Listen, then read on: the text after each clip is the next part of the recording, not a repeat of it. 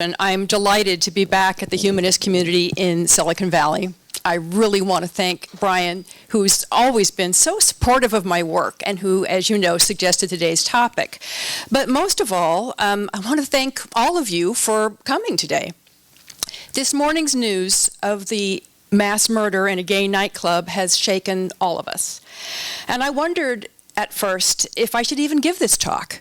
I worried that I might appear glib to just move forward. But then I thought perhaps that it was all the more important that this talk be given today. I believe that Nelson Mandela was right, that education is the most powerful weapon you can use to change the world. And it can be even more powerful in the end than assault rifles. So this morning, let us fight back against hate and murder with powerful, peaceful means. As a scholar, I love to research lesbian and gay history, and I've written about it in a couple of different venues, but I especially love to teach it. According to the political theorist Hannah Arendt, quote, "If we do not know our own history, we are doomed to live it as though it were our private fate." And I'm a historian because I believe history is a very practical tool. When faced with a problem or a challenge, it helps us to understand how and why it developed. Knowing history also stops us from forever reinventing the wheel. What solutions have already been tried? What worked? What didn't work? And based on that knowledge, what's the most effective way to proceed? Understanding the past helps us to shape a better future. My article on teaching gay and lesbian history was even anthologized in that book on the right, which I don't usually brag about my work, but it was denounced on Fox News.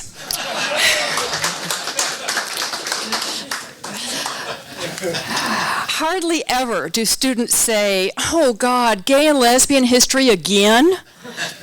It's something new. And yet the signposts are very familiar from dozens of previous classes they took as children. There's the colonial period, the early national period, the usual parade of wars and social movements, but the focus is quite different. At first, I was a little surprised at how little my students knew about the history of sexuality. I announced on the first day of my class that we were going to spend the bulk of the course talking about events before the Stonewall Riots of 1969. And this was fine with them because they had no idea what I was talking about when I mentioned Stonewall. So I'm also going to spend the bulk of my talk today discussing events before Stonewall. To avoid any confusion, I'm going to define my terms. I will be using the relatively recent terms gay, lesbian, queer, homosexual, but really what I'm talking about is same-sex desire. Every year in late June, celebrations of gay pride are held around the world. San Francisco's Pride Parade is probably the best known and well attended and certainly the most fun. These parades began in 1970 to commemorate the previous year's Stonewall Riots as a real turning point in the modern movement for gay and lesbian rights. And I'm arguing today that the events that began in the Stonewall Inn in New York City's Greenwich Village on June 28, 1969, were not a radical departure from previous efforts to attain civil rights for queer people, but an important step in a journey pioneered by others who came before, despite overwhelming odds. Now, I want to emphasize that I am an Americanist. So even though we have clear evidence of centuries of same-sex love, like the tomb of the manicurists to a 5th century Egyptian king, we're going to start with the American colonial period. Now, proving sexuality can be a tricky business. Heterosexual acts often result in pregnancy, which removes a lot of the did they or didn't they debate. Same-sex acts are more difficult to prove definitively. Certainly, European colonizers found same-sex sexuality among Native Americans. And Europeans themselves also had same-sex traditions. You could read a whole book on sodomy and the pirate tradition if you're in the mood. I think we can safely assume that heterosexual acts were also carried out by the colonizers themselves, or we wouldn't have laws like this against sodomy, and they are on the colonial books as early as in the 1600s. Different laws had varying definitions of sodomy. Some included all sexual acts that could not lead to reproduction, like oral sex between a man and a woman. And because of these sodomy laws, we have testimony from the sodomy trial, for example, of Nicholas Sension in Connecticut in 1677. Now, Sension is a man married to a woman. He had a long history of being a sexual predator, especially among his male servants. Everyone in the community seemed to know his proclivities. Relatives of the young man had been complaining to the authorities about him beginning in the 1640s. But even after much damning testimony, when it finally came to trial, Sension was only given a slap on the wrist. Why would this community be so tolerant? According to historian Richard Godbeer, quote, Sension's popularity among his neighbors and acquaintances may have helped to protect him. The court depositions are remarkable for their lack of hostility to the accused, save in regard to his sexual behavior. Sension's evident attraction to men did not undermine the general esteem in which he was held. Thomas Barber, whom Sension had tried to sodomize, declared that he was, quote, much troubled that he should be any instrument to testify against him in the least measure. Sension was not a homosexual in the eyes of his neighbors. He sought sex with other men, but those were his actions, not his identity. In 1757, married Baptist minister Stephen Gorton was denounced by his church for, quote, offensive and unchaste behavior, specifically sodomy, frequently repeated for a long space of time, close quote. 30 years, in fact. But it was only recently that word was getting out about his behavior and ruining the church's reputation in other communities. Gorton repented, and 2/3 of his church membership voted him back in as their minister. Again, his actions, which they didn't like, did not become his identity. They still liked and valued him and had tolerated his sexual relations with men for many years. I mention these cases because I always think of them when I hear homophobic conservatives longing for a return to the good old days of early American values.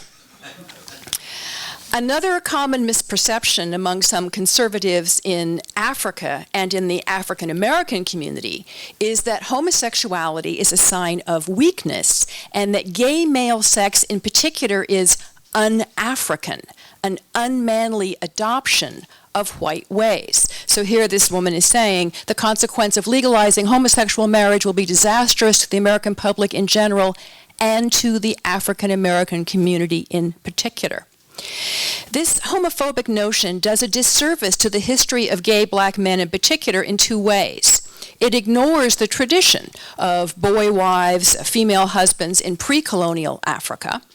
And it also ignores the role that same-sex desire played in creating some of the only intimacy, love, and comfort among early slaves, when slave owners, valuing brute strength, purchased male slaves disproportionately. Oops. Same-sex desire has always been a part of American history. But so long as the nation remained primarily agricultural, heterosexual family units prevailed out of economic necessity. However, as the nation became increasingly urban, there came the possibility of what we would call today a gay lifestyle.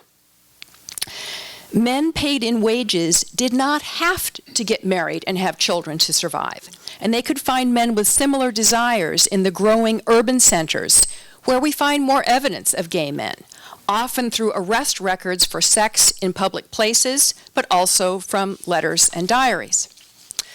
Now, so far, this talk has focused a lot on male sexuality. Where are the lesbians? As the nation developed, women were allowed fewer freedoms than men and tended to live more sequestered lives. Young women's crushes on other women, or smashes as they were called, were often noted by their parents, but not particularly feared, as a heterosexual marriage was woman's ultimate and only ambition. So you can imagine historians' excitement when we found evidence of women passing as men. We did it! We found the lesbians! As it turns out, some women who passed as men and married other women were undoubtedly lesbian. Why else would they live as men? Well, for a lot of good reasons, as it turns out. Born Cora Anderson, Ralph Carwinio's secret was discovered in 1914. He explained that living as a man allowed him to earn substantially higher wages, spend less money on clothes, and it kept men from constantly harassing him and his wife. He wanted to live free in a world made by men. Other women who passed as men were able to vote, to walk the streets alone even at night, and to enjoy independence and autonomy. So maybe these passing women were lesbians, and maybe some weren't. Historians kept looking, and finally they found Boston marriages in the late 1800s. Professional women, many of whom graduated from the new elite women's colleges in the Boston area, entered into lifelong partnerships with other women. These women included reformer Jane Addams and Mary Smith, Mount Holyoke professor Jeanette Marks and the college president Mary Woolley, and M. Carey Thomas, president of Bryn Mawr, and Mamie Gwynn. So we did it. We found the lesbians. Or did we? A lady, even if she was one of these very few who earned enough money to be self-sufficient, a lady did not live alone, simply was not done. Like passing as a man, being with another woman is what allowed a lady to have a career, to travel, to enjoy all the independence that came with not being a subservient wife. Some of these elite women in Boston marriages were straight, but certainly some were lesbian. And our evidence is often a lack of evidence. According to historian Estelle Friedman, when prison reformer Miriam Van Waters was being investigated on charges of lesbianism with Geraldine Thompson, for days her diary entries note only, quote, "The burning of letters continues." The burning of letters continues. When you're a historian, those are a dagger to the heart. So the evidence was destroyed. And yet, hard evidence of sex between women is not entirely lacking. Anarchist and free love advocate Emma Goldman enjoyed a sexual relationship with Elmelda Sperry. How can I speak of something so intimate and private with such certainty? Here's what Sperry wrote to Goldman in 1912. "Dearest, if only I had enough courage to kill myself when you reached your climax, then I would have known happiness, for at that moment I had complete possession of you. I wish to escape from you, but I am harried from place to place in my thoughts. I cannot escape from the rhythmic spurt of your love juice." I don't think I'm going out on a big limb here when I say that we really do have evidence of lesbian activity. Now, originally, Boston marriages were accepted, just two ladies living together. And men and women cross-dressing, just harmless play. But these practices coincided with something else that would soon make them suspect: increasing awareness of this new concept called homosexuality. We see the medicalization of same-sex desire beginning in the 1870s and 80s. The doctor's diagnosis was either inversion, this is back to 1897, or homosexuality. Inverts, they claimed, think, act, and feel the total opposite of their prescribed gender role. The term homosexual comes into being in 1892 and meant that the person's general mental state is that of the opposite sex. This caused a lot of confusion, as men like Walt Whitman, who acknowledges attraction to other men, denies that he's an invert because he doesn't see himself as a man trapped in a woman's body. He doesn't think his feelings are pathological. He's just a man who loves other men. So you can imagine what all this talk of inversion and homosexuality does to Boston marriages and intimate relationships between women. There arose a Beware the Lesbian campaign that ended up a lot like the Beware the Strangers campaign of my childhood. To keep us safe from child predators, we were told to beware of strangers. All right. Strangers were depicted as men wearing trench coats and fedoras. All right. So the campaign kind of backfired, as we were all very wary of strange men wearing trench coats and fedoras, not the family, friends, or members of our extended circle of relatives who actually constituted the real danger in the vast majority of cases. The Beware the Lesbian campaign backfired in the same kind of way. Beware the lesbian. How will you know her? She wears low-heeled shoes. She hates men, but looks mannish herself. She has short hair. She may even wear trousers. All right. So here's the British author Radcliffe Hall, obviously the poster child for the Beware the Lesbian campaign. So any lesbian who didn't fit that description could rise above suspicion. And the results are fascinating. Remember that 1912 letter from Imelda Sperry to Emma Goldman? Now, we know that Emma Goldman enjoyed sex with women and men, and she's no hypocrite. She publicly defends homosexuality.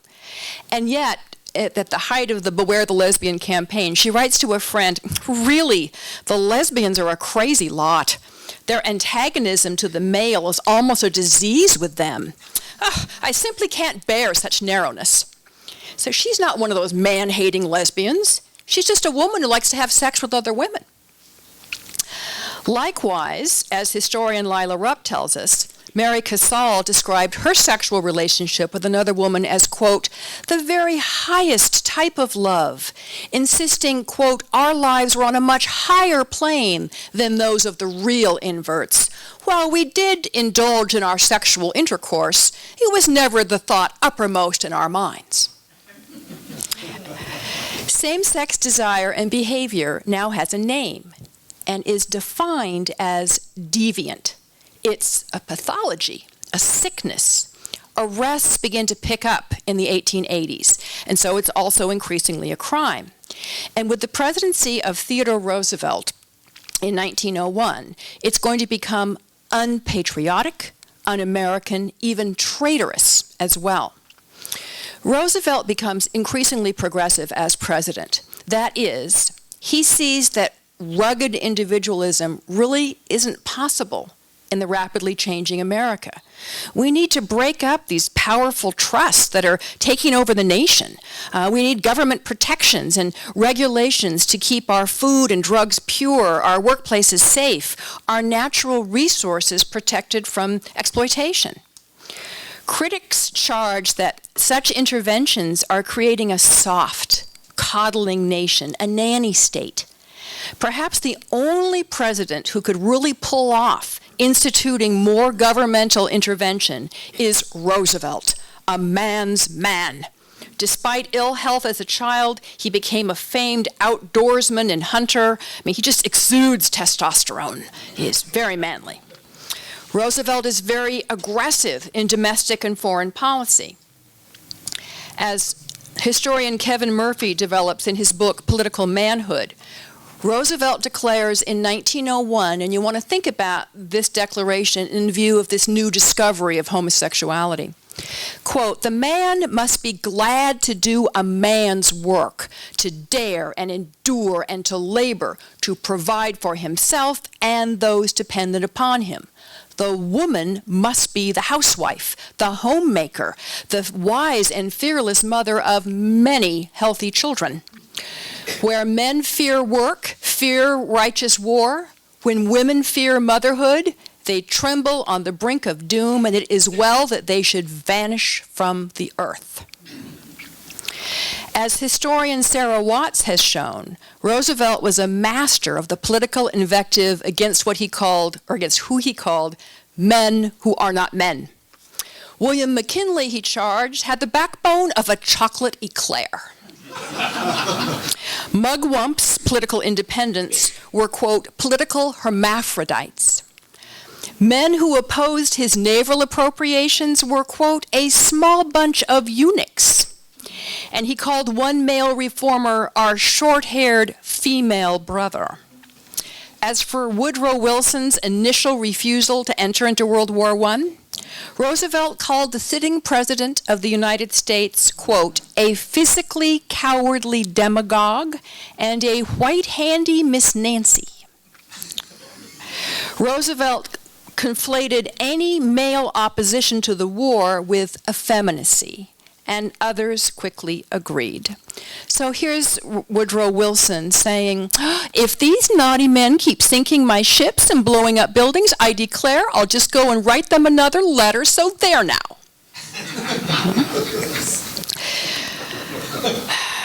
Let's see here. We are a vigorous nation. What's the only thing that can really hurt us? Weak, sissy men. Just as homosexual men were coming into wide public awareness as perverted and criminal, now they are also weak, cowardly, sissy, unpatriotic, subversive. They constitute a danger to the nation. And what about lesbians then? Shouldn't they be applauded because they're perceived to be more masculine and strong? What did Roosevelt say about these educated white women in Boston marriages? They are traitors to their class and race. Women's greatest calling is motherhood. Women in Boston marriages are carrying out a form of race suicide.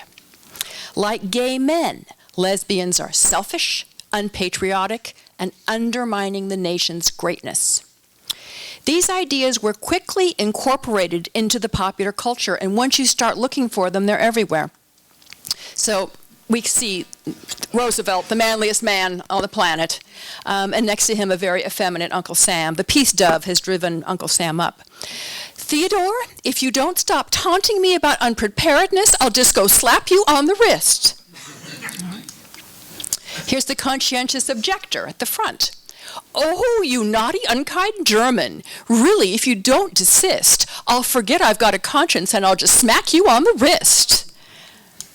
Or here's Europe being beaten down by Bolshevism in the very effeminate peace conference, and the caption is, officer, call a real policeman. So these images are really working their way into all kinds of places. Environmentalists, ridiculed as, quote, short-haired women and long-haired men, and you all know what that means now, were denounced as anti-progress. John Muir, for example, was lampooned as both effeminate and impotent on the front page of the San Francisco Call in 1909 for his efforts to save Hetch Hetchy Valley by depicting him in drag as he foolishly tries to sweep back the waters. If you want to make a man and his values ridiculous, you make him effeminate. People who are used to reinforce this view for the next couple of decades include British writer Radcliffe Hall. She was the poster girl for Beware the Lesbian. She's the author of the controversial lesbian novel The Well of Loneliness. Also, infamous child killers Nathan Leopold and Richard Loeb. Gay men and lesbians operated under a variety of burdens: religious, legal, medical, economic, and social. So how did we ever get to Stonewall and beyond? The story that I want to pick up starts right after World War II. The military had changed thinking about homosexuality by recategorizing it, for the most part, from a crime to a sickness. In the words of Army consultant Dr. William Menninger, quote, like any sick person, they deserve understanding instead of condemnation. The small percentage who were discharged because of their sexuality were usually given undesirable rather than dishonorable discharges that involved a court-martial and were combined with prison terms. Now, most gay men and lesbians in the military stayed under the radar, served their country well, and were given honorable discharges. Their service helped many overcome internalized homophobic feelings of weakness or inadequacy, all those decades of "you're not really a man." As one serviceman recalled of combat duty, quote, "No one asked me if I was gay when they called out medic." Many gay men and lesbians who had previously been isolationed experienced their first gay bars during their military service or service in the port cities. And after finding acceptance from like-minded others, they just could not return to their closeted existence in their small hometowns. When the war was over, they flocked to the coastal cities, San Francisco, Seattle, San Diego, New York, Boston, with a new sense of accomplishment, purpose, and community. It was a population poised for the modern gay movement. But that movement was postponed for about 25 years, in large part due to the Cold War anti-communist hysteria, including McCarthyism. The United States, in a fight against godless communism, emphasized religion, power, goodness, and especially the strength of the American heterosexual family unit as the greatest bulwark against communism. Patriotic men were to be masculine and women were to be feminine. So Americans who didn't play to traditional gender stereotypes were perceived as weakening the very fiber of the nation. And as this clipping says, asserted today that sexual perverts who have infiltrated our government in recent years are perhaps as dangerous as the actual communists. So homosexuals will be gone. You don't have to have any kind of tie with radical politics. Merely being a homosexual makes you a submersive. We may lose the Cold War because of them. In 1953, denial of, quote, sexual perversion was included in the National Civil Service Loyalty Oath. This soon extended to state and local governments, affecting some 12 million jobs. If you don't sign, you can't work as a state professor, a teacher, a social worker, a city sanitation worker, a mail carrier, any of these jobs. And if you do sign and you're caught, you're a liar, you're a perjurer, and you lose your job and you lose your government pension. And so we see there is a real witch hunt going on. Not surprisingly, countless gay men and lesbians stayed in the closet. Many married members of the opposite sex. Homosexuality is reinforced as un-American, unpatriotic, and is both a crime and a sickness as well as a sin. It's punishable by law, but offenders can also be committed to mental institutions and subject to electroshock and other, quote, therapies. Suspicion of homosexuality is enough to be legally denied from jobs and from housing. In an amazing act of bravery, Harry Hay organized the Mattachine Society in Los Angeles in 1950. That's Hay at the top left. Members met secretly to socialize with other gay men and to discuss the causes of homosexuality and whether or not they should seek cures. The big case that really puts Mattachine on the map is an entrapment trial in 1952. Lewd conduct arrests were always held over the heads of gay men. They would plead guilty to a lesser charge and pay a fine to avoid the publicity of a trial, which could ruin their lives, and to avoid possible jail time, since rape in jail was virtually guaranteed. But when Mattachine member Dale Jennings was the victim of police entrapment, he refused to plead guilty to a lesser charge and slink away. With Mattachine paying his legal fees, he admits he's a homosexual, says there's nothing wrong with it, and denounces entrapment. The jury is so shocked they can't agree on a verdict. When Jennings was not convicted, it was a hung jury, this was celebrated as a major victory, and now many want to join Mattachine as a group promoting gay rights. Lesbians find that they are second-class citizens, even within Mattachine. So, Phyllis Lyon and Del Martin begin their own group in 1955, the Daughters of Bilitis. Both organizations, Mattachine and Daughters of Bilitis, produce magazines. But they encounter a lot of resistance because the post office refuses to send material deemed obscene through the U.S. mail, so they can't mail these. Despite such barriers, people seeking same-sex relations continue to forge ways to find each other. In bars, in certain public cruising areas for gay men, softball fields for lesbians. Some were quite creative. In the personal ads in the back of a hobby magazine, for example, are entries like this. Age 57, single, college-educated, writer, interests, camping, nature study, cave exploring, especially likes friends among cowboys, sheep herders, miners, lumberjacks, ranch hands, sailors, and guys who wear Levi's, cords, leather jackets with pep in their step and sparkle in their eyes. A 37-year-old single New Yorker placed this ad in the June 1950 issue of the Hobby Directory. Hairdresser, interests, opera, semi-classical music, the theater, good musicals, and the ballet. 2.5 years in the Navy. Contacts desired with those who share similar interests of his age or younger. And the best-selling Kinsey reports let everyone know that homosexuality was far more common than had ever been recognized or publicly acknowledged. But fear of public discovery remained very strong. Joe McCarthy was officially censured in 1954, but institutionalized homophobia continued throughout the 50s and into the 1960s. Far more people lost their jobs to charges of homosexuality during the Cold War than to charges of disloyalty of any kind. There were, however, a few crucial gains. One was medical. In 1957, it occurred to psychologist Evelyn Hooker, oh, I forgot to do that, sorry.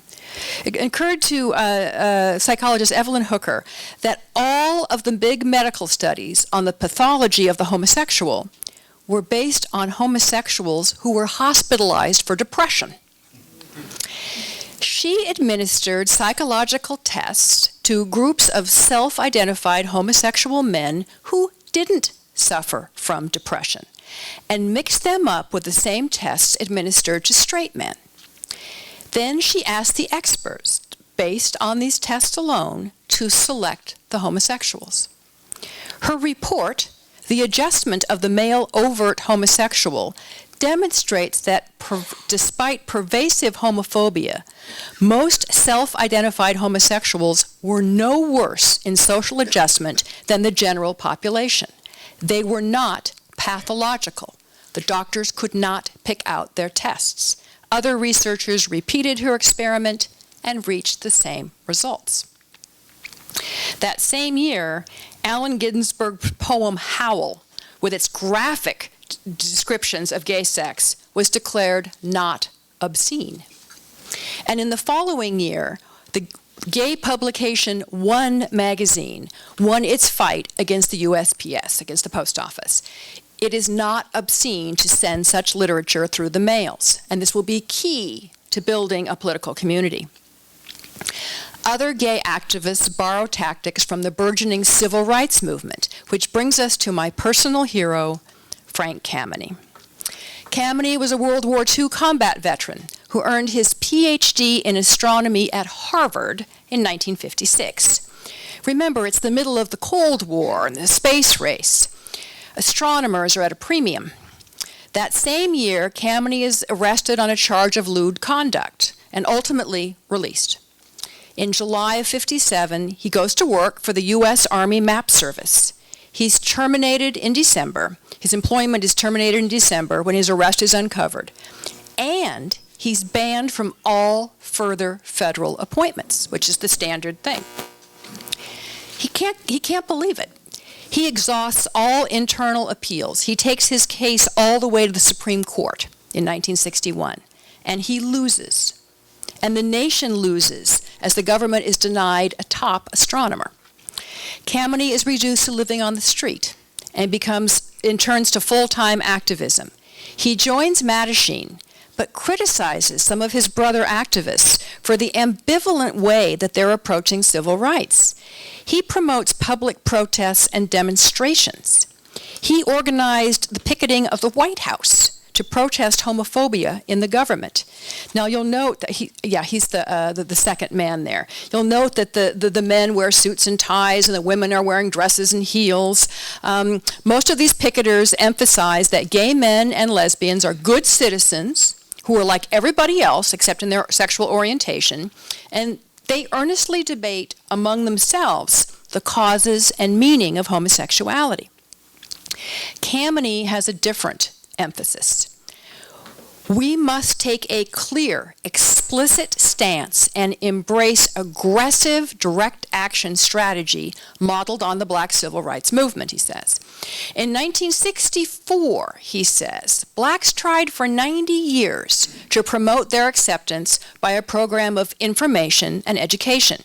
It was not a total failure, but the more recent action-oriented civil rights movement has been far more effective. We need to quit debating whether homosexuality is caused by nature or nurture.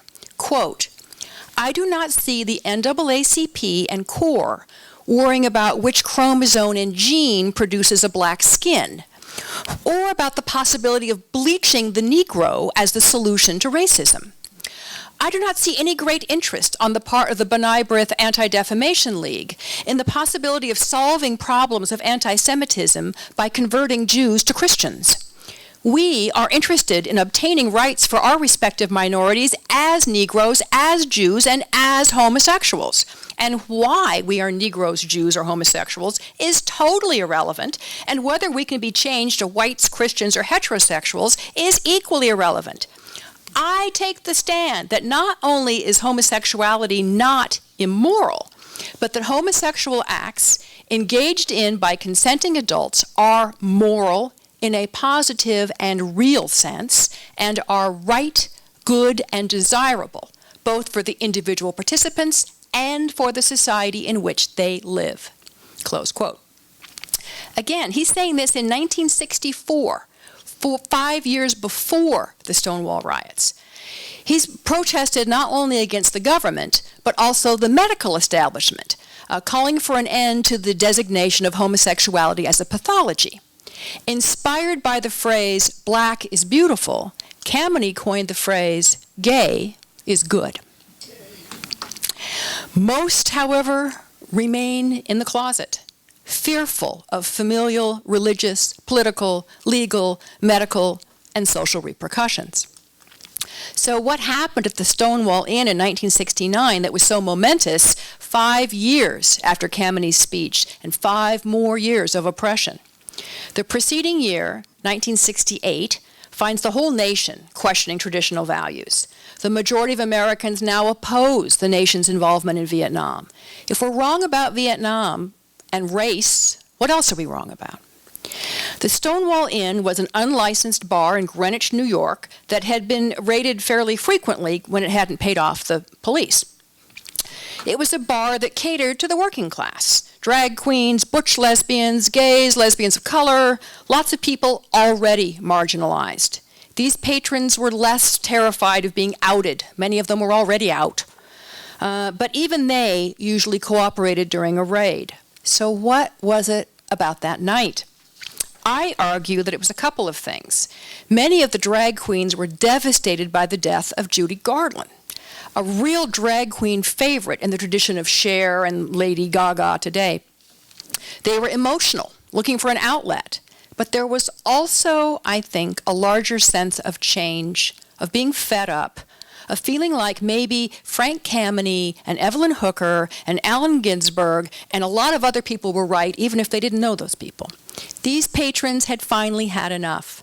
They rioted inside and outside of the inn. They threw bricks, bottles, and set fires. 4 police officers were hurt. Although the riot received minimal news coverage in the mainstream press, the word spread. It was exhilarating. Crowds reformed the next several nights and did it again.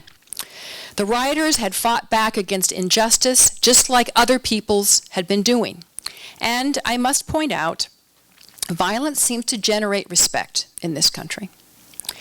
Many gays and lesbians were tired of the nonviolent approach, of holding paper drives and donating blood to show that they were good citizens and just like everybody else. They wanted to be more respected and even feared like the Black Panthers, and be proud of their differences rather than always trying to seek common ground. As the media attention grew, so did feelings of pride and power. The poet Allen Ginsberg said, "You know, the guys were so beautiful. They've lost that wounded look that fags all had 10 years ago." It was called the hairpin drop heard round the world. Publications and organizations proliferated. The older generation was joined by a younger generation, radicalized by the civil rights movement, the anti-war movement, and the new feminist movement. So, in conclusion, the Stonewall Riots might well have faded into obscurity had their first anniversary not been commemorated by a parade. Now, at the end of every June, pride parades are held all around the world. Commemorative parades reflect new notions of gay pride. Men are not wearing suits and ties, and women are not wearing respectable dresses and heels. Parades themselves have become a galvanizing part of gay history. Many people speak movingly of their first parade and how it made them feel. The Stonewall Riots were very important to history, but they shouldn't overshadow earlier pioneers. The work done by psychologist Evelyn Hooker and promoted by activists Barbara Giddings and Frank Kameny directly contributed to the American Psychiatric Association removing homosexuality from its list of pathologies in 1973. As sodomy laws were successfully challenged, gay marriage made gains. Phyllis Lyon and Del Martin, who founded the Daughters of Bilitis, were honored twice when they were the first couple to be married in San Francisco under the new law in 2004, and then remarried as California law changed again in 2008. And Frank Kameny lived to see some of his picket signs exhibited at the Smithsonian's National Museum of American History. And to witness President Obama sign into law benefits for same-sex partners of federal employees in 2009, the same year Kameny received a formal apology from the government for his dismissal more than 5 decades earlier. Queer history did not end with the Stonewall Riots. The hard-fought gains in recent years have been dazzling. But neither did that history begin with the Stonewall Riots. It's as old as this nation. As a historian, I am so pleased that in California, this history is now required in the state's K-12 curriculum. It's a history of oppression, but also a history of people fighting for equal rights and acceptance for all Americans. It's a story that belongs to all of us, and it's a bigger, stronger, and more powerful story than those few who seek to end it. Thank you.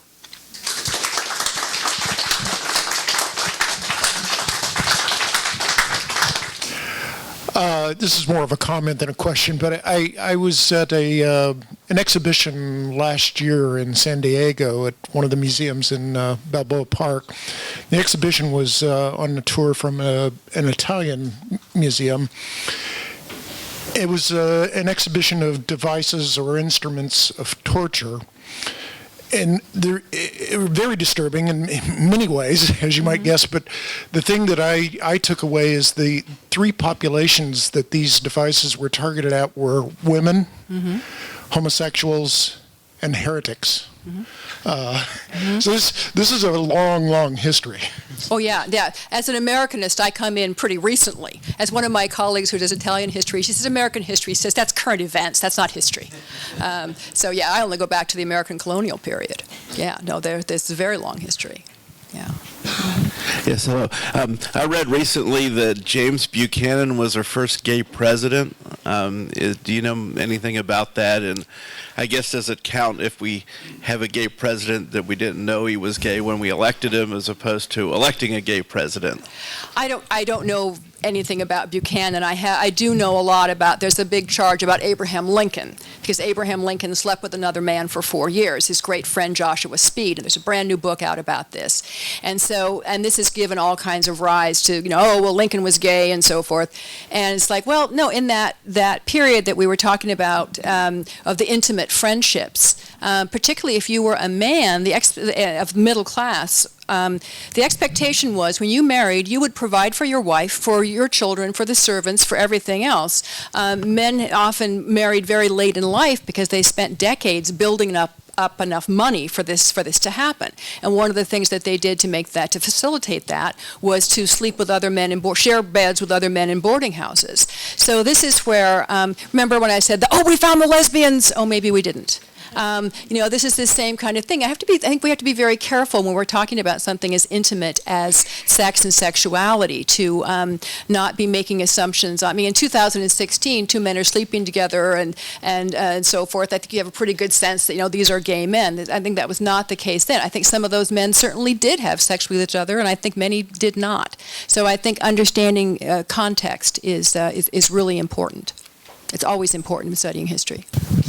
I don't have a question. I just have a comment.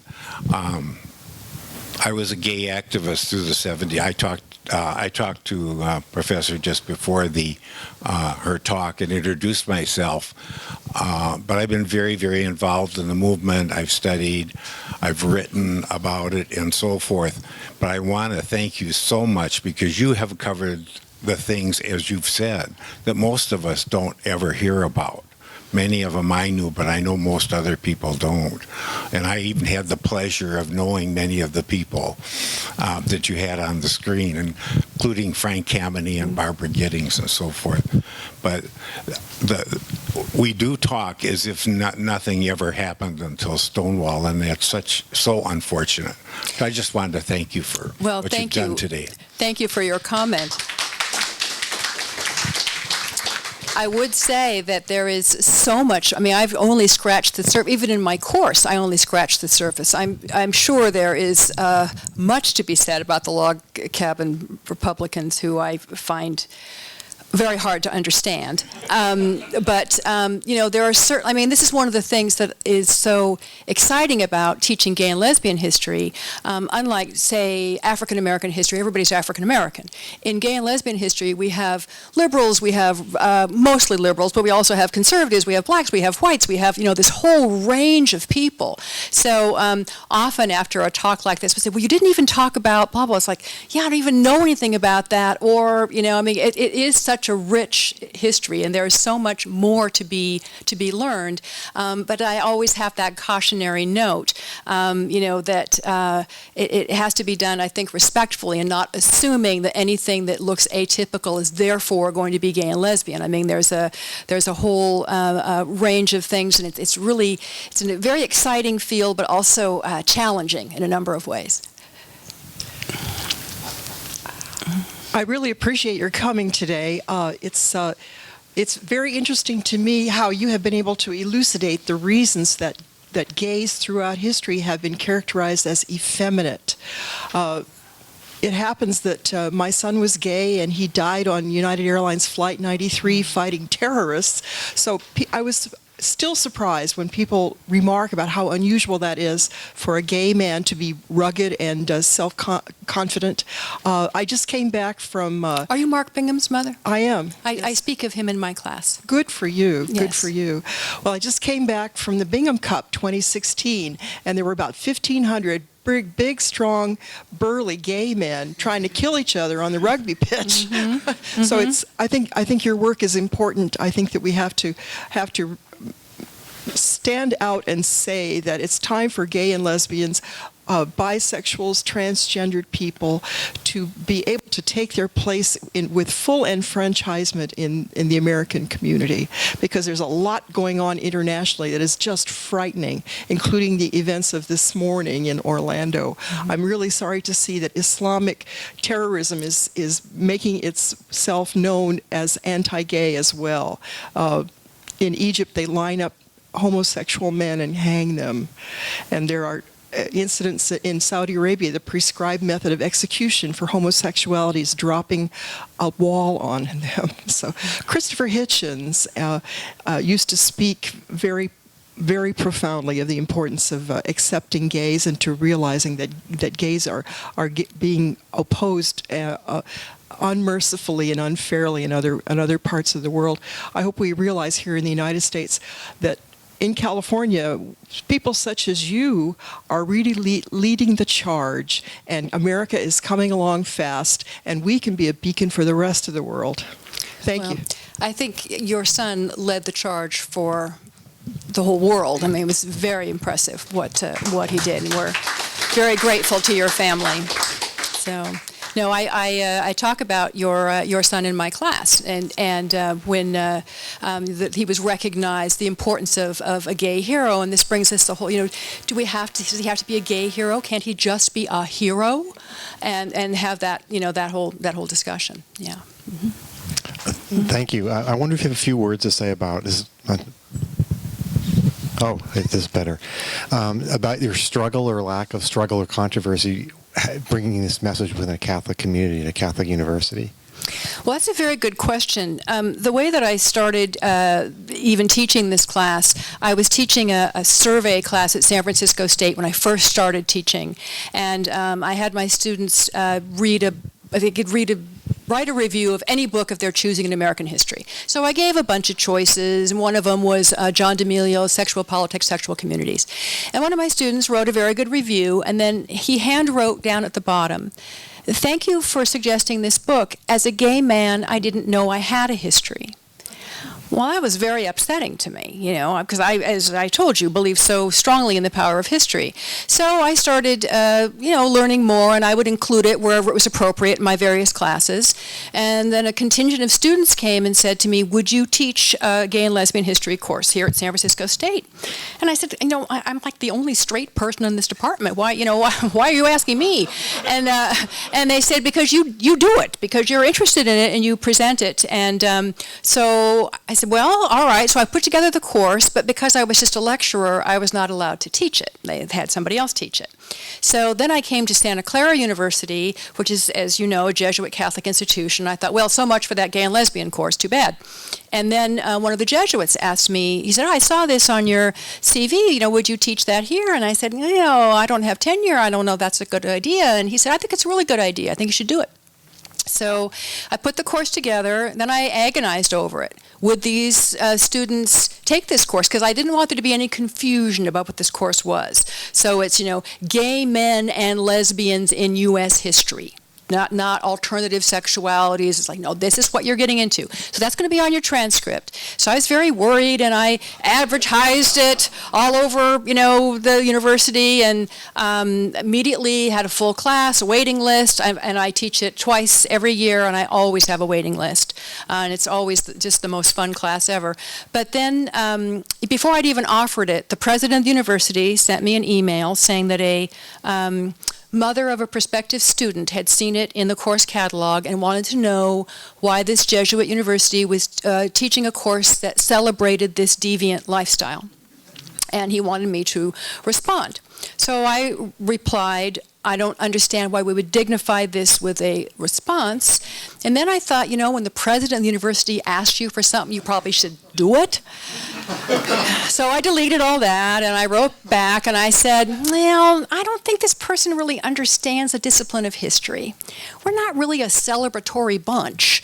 For example, I said a course on the Holocaust would not celebrate the deaths of 10 million people, but would really be talking about the role of the lack of compassion, of the immorality of killing, the discrimination, hint, hint, nudge, nudge, the power of all these horrible things. And then I gave this long, dry dissertation about the history and what it does, and how I also was teaching historical geography. We didn't spend the quarter celebrating geography. We actually were looking at, anyway, it was a long, boring thing. He wrote back and said, "Thank you very much. That is the end of any issue I've ever had teaching at Santa Clara University, teaching this course." Santa Clara has a drag show every year. We have a queer prom. We've got a pretty. I went to the Lavender graduation last week.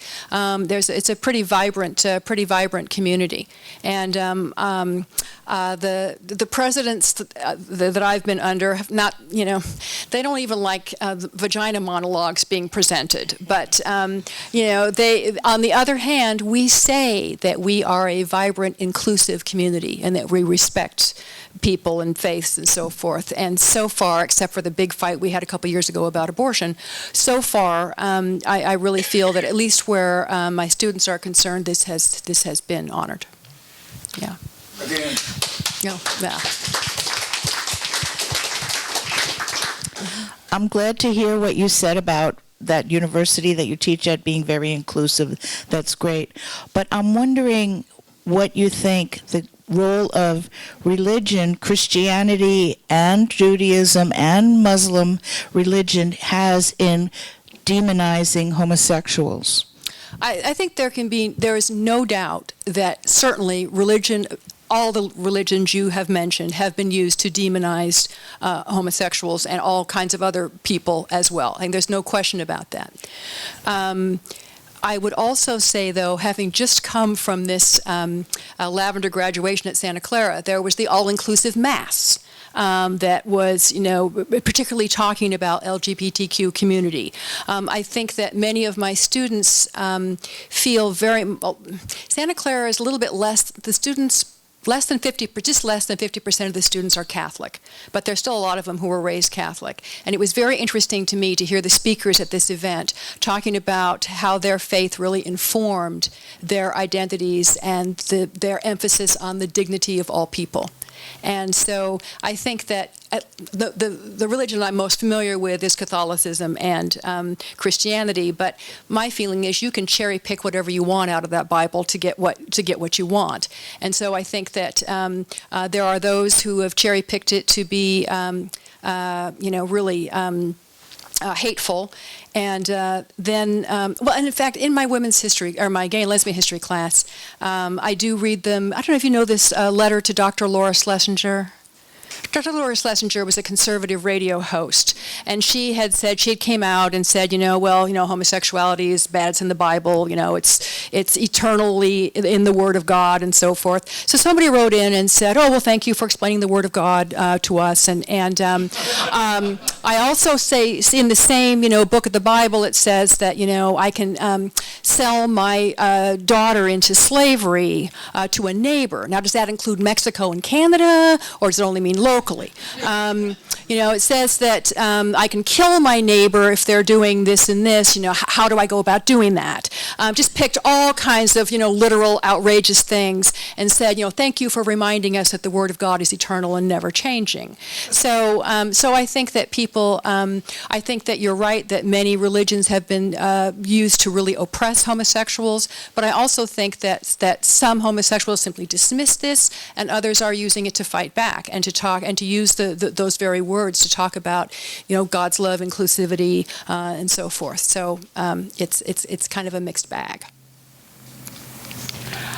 I've been noticing that there's a great polarization between whether you're gay or whether you're straight. And I'm wondering, are we forgetting the middle ground, the bisexual people?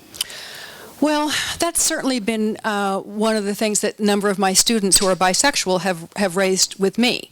That, for the longest time there were like my course, that article that I wrote is called Straight, Gay, and Lesbian History, because that's pretty much what I do. I do gays and lesbians. I don't do we do a little bit of queer theory, we do some bi stuff, but not a whole lot. And that's just because I can only cram so much into a quarter.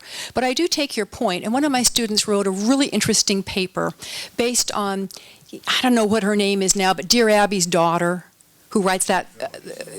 Yeah, so she writes this advice column that millions of people read. And it was very interesting that early on there was all this, first it was homophobic. Then it was like, no, gradually coming to accept gays and lesbians.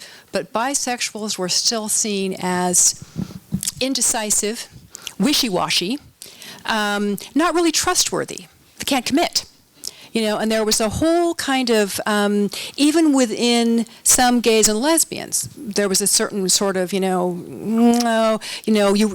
haven't really committed. You're not all the way in. So I think that inclusivity is something. I mean, gays and lesbians are like everybody else. They're not immune to having prejudices and so forth. And I think for me, the solution is always more education. More education, knowing people better, we hope is going to, and usually I think more education breeds more acceptance and understanding. But I do agree that, and certainly you've seen all kinds of brouhaha about trans people as well. And can't you just be? Do you have to actually go through this whole change? And there's criticism and so forth. So I think that I think more education, the further we'll get. Yeah. I was thinking about the popularity of the word queer, and I think it relates to the fact that we get so many letters together these days. LBQT. Yes. Asexual, intersexual, and so on, and it feels like there's really no end to that. I would think you'd want to include heterosexual transvestites, and it feels like, I grew up quite a while back on the East Coast, and I think we had much the same attitude towards interracial marriages. Yeah. I was wondering if you'd want to elaborate on that. Well, the whole alphabet, as this one drag queen calls it, the whole BLT community, she says, the whole BLT community. I struggle with this because on the one hand, queer is so inclusive, because that really includes everybody. But it reminds me at Santa Clara several years ago, we had a big fight because we used to have women's studies.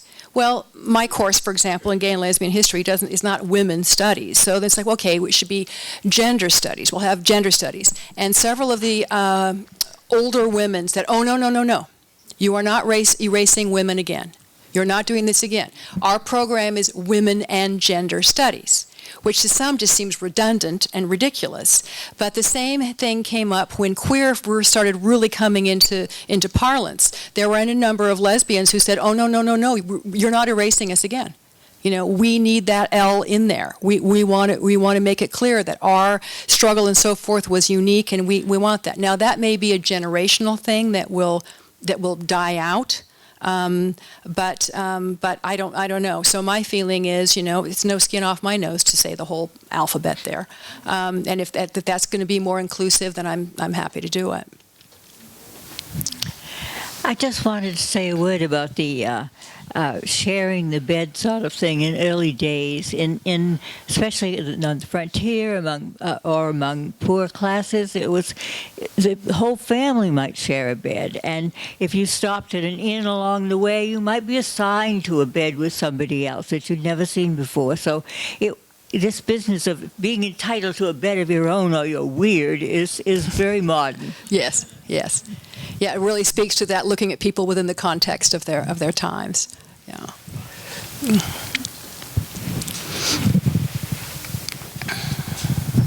Out of curiosity's sake, I've noticed, turn it this way, yes, okay, I'll speak into it. I've noticed that the word queer, but the word faggot has never been said. Mm-hmm. Now, as far as I know, the definition of faggot was a branch, or is a branch, of wood that starts a fire. And when they were burning witches at the stake, faggot came about because they used homosexuals to begin the fire.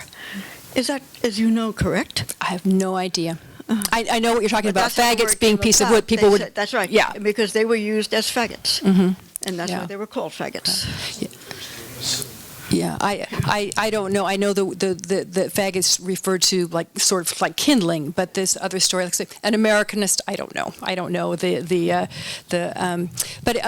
But since you brought that word up, one of the things I do in my class is show this documentary called The Celluloid Closet. Many of you may have seen it, and it simply takes. It's like where do people get? So say if you're raised and you're not religious, where did all of this homophobia come from?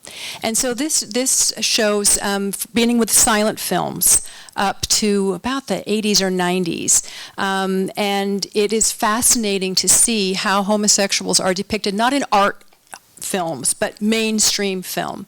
And there's one little clip that takes some of the biggest stars, Nicolas Cage, Tom Cruise, I forget who all, there's a whole list of them, and there's just this quick, what are you, a faggot? You some kind of queer? I mean, just over and over, faggot, faggot, faggot, faggot, faggot. And a lot of my students say, especially my straight students say, I didn't even pick that up in that movie. That it's a really powerful way of seeing how a term, can have such a profound impact, and the way that media, because like a lot of my students, they just can't understand where this came from. And when they see that documentary, it's very helpful for them, because they know the power of television and film in their own lives. Okay, this is going to be the last question. Hopefully it'll be short. First, I don't think you'll ever make it dressed as a man. More seriously, between 18 and 20, I was accosted, raped, and I just that did not change my mind. I have always been concerned with LGBT concerns. So I wasn't destroyed like some people say they are. Well, I'm glad so I had enough brains about me to know where the body lies, as it were. Mm-hmm. All right. Great. Well, let's give our speaker another hand there.